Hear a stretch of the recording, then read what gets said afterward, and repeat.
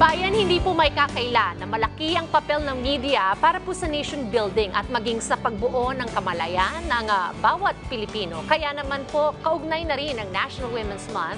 Pag-usapan po natin ang mga hakbang ng pamahalaan para po makamit ang isang gender-fair media. To know more about this, makakasama po natin si ASEC Ana Marie Rafael of PCOO. Good morning and welcome to Bago Pilipinas. Welcome back. Happy Women's Month.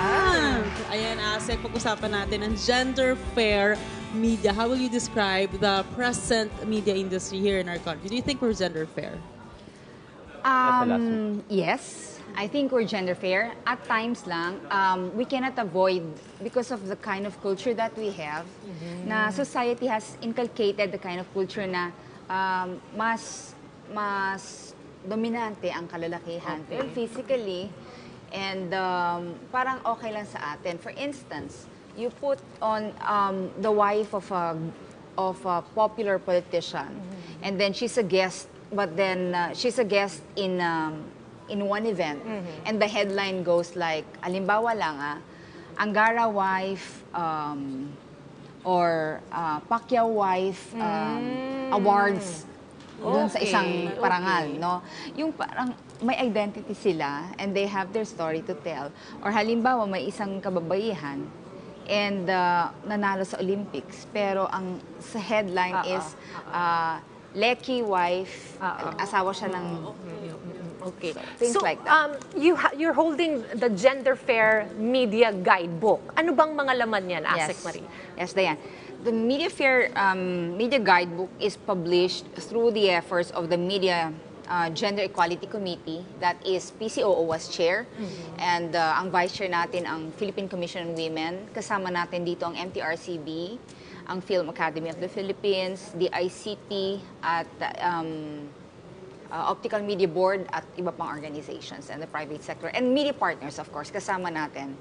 Sila po ang, practically, they helped us make this book. This is theirs, this is yours, this is ours. Okay, so dapat yung bawat mga nasa organization in the media industry will have a copy of that para may guide sila. Paano ba dapat nire-represent ang mga kababaihan sa mga pinapublish nating mga material? Kasi mahalaga talaga yung lingwahe. Minsan very unconscious tayo, pero nakaka-apekto yan how we treat women, right? Exactly.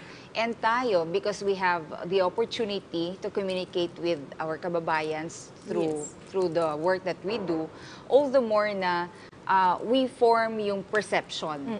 We are very influential. Dun sa pag-portray natin, if we say something about women, about men, about members of the LGBT community, and napakalaking impact nun sa mga kababayan natin. Ano nga po ba ang guidelines to have a gender-fair media? Yes.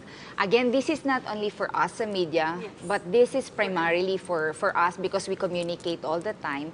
So when we report on someone, when we describe a woman, a man, or a member of the LGBT community, first, and also for advertisers, diba? First, let's not use derogatory. We will not portray women derogatorily. Non-derogatory portrayal of women, which simply means that when we advertise halimbawa or we describe a woman, ginagawa ba nating parang object lang sila?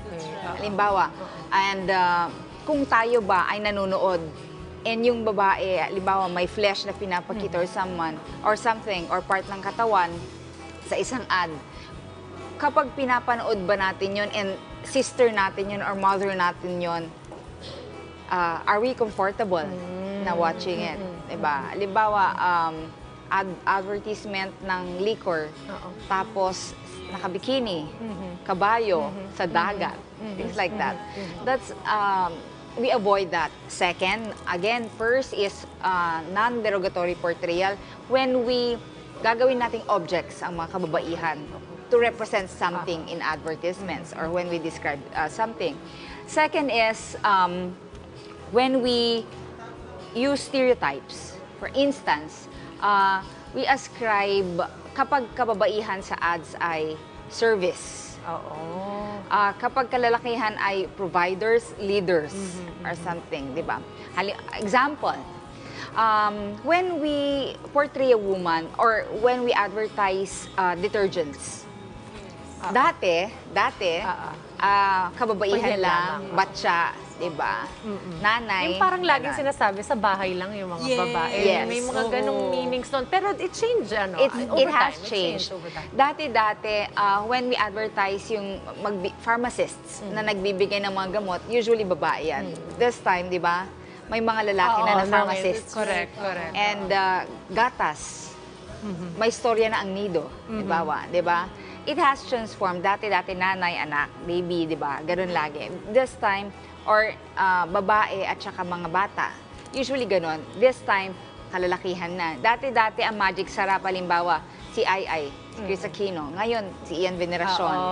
Nagluluto na. Correct. So, this is walang, at least pag ganun, wala kang stereotyping, di ba? Also, when we say we don't stereotype, we don't refer to marriage or family as only for heterosexual marriages. We can refer to marriages as male and male, female and female. So, we go beyond stereotypes na kailangan ganito lang. No, we go beyond that. And when we portray adopted children, lagi victim. Pag illegitimate children, victim. So, these are stereotypes. We go beyond all this. Third is to avoid using non-sexist language. For instance, when we say newsmen, why do you have to say men all the time? Dapat news person. Media ganyan. personnel. Media personality. Okay. Journalists, Okay. right? Or we don't say man and wife, diba? That's common. Husband, we don't say man and wife, we say husband and wife. And when we are not sure as to whom we're referring to, like for instance, the sentence goes like this. The teacher will be part of his student's life. Students may be male or female. Students, marami.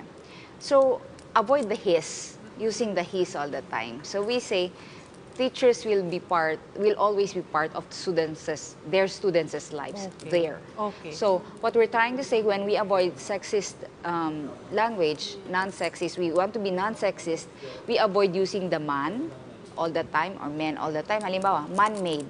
You don't say man-made. We suggest you say artificial.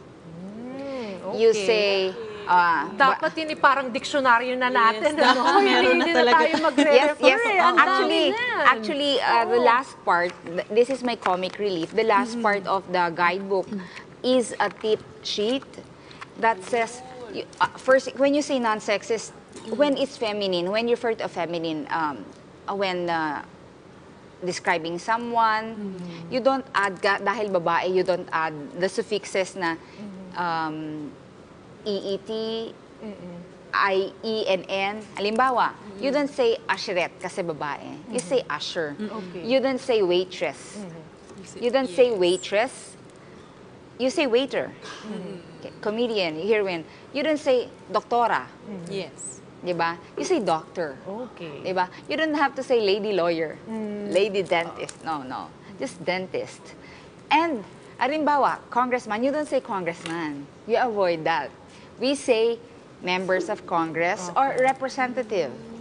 Okay? We avoid the man and the woman. Makakatulong yan, Gender Fair Media Guidebook na yan. Not only nga doon sa mga nasa Yes, organization, nasa media, that's right. kahit tayong mga kumukonsumo ng media content. Exactly. Halimbawa, nagpapamiting si chairman, chairperson, Oo, chairperson spokesperson, dapat. syempre. Okay. More or less familiar tayo dyan. Kapitana, di ba? Buti nga walang kagawada. Oo. But then, what we're trying to say is that we avoid sexist. When you say sexist, the man all the time, the woman all the time, di ba? Chairwoman, hindi. We avoid all these things. Alimbawa, we say, For instance, we say... Kahit yung mga spokesperson, di ba? Dapat hindi spokesman, dapat Yes. spokesperson yung mga gagamitin natin. So, this is a guide sa Yes. ating pong mga nasa... Kahit tayo, dapat matuto tayo dyan Dapat sa alam media natin guidebook to. na yan. This is not, kasi andito, may mga batas dito, kaya medyo makapal, pero manipis lang to. How do we Okay. get a copy Yes. po ba, Asek? We'll be giving a copy to all media outlets. Naku, maganda yan. And of course, we've been going around the country sa roadshows natin, sa PCOO. So this is part of what we do. And again, this is, for Women's Month, if there's something that we do, alimbawa may mga napapansin natin tayong ganito, we be less judgmental as women. Yes. And of course, again, if you want to address a member of the LGBT community, you ask them what's Right. comfortable to Right. them. For instance, Mr. Isigera, he wants to be addressed as Mr. Ice. Let's give him that. So every time that we want to address someone, especially in public, we ask them first, Yes, what's more oo. comfortable with you? And we give all the respect that they need and they deserve. No matter what they want to be called, it doesn't really count. That's beyond stereotype. We go beyond that. We become less judgmental and we become happy women. Maraming salamat, Thank you Asek so Marie much. Rafael. Mabuhay kayo. Ang ganda ng advokasya Oo, niyan. napakaganda. Sana marami ang sumuporta, marami ang mag-practice in our everyday lives. Yes, thank you, Diane. Maraming Thank you, Carla. salamat. I'll be leaving some of these ones. Salamat Yan, po, naku, salamat napakaganda. po. Muli nakaparehan po natin Asik Ana Marie Rafael of PCOO.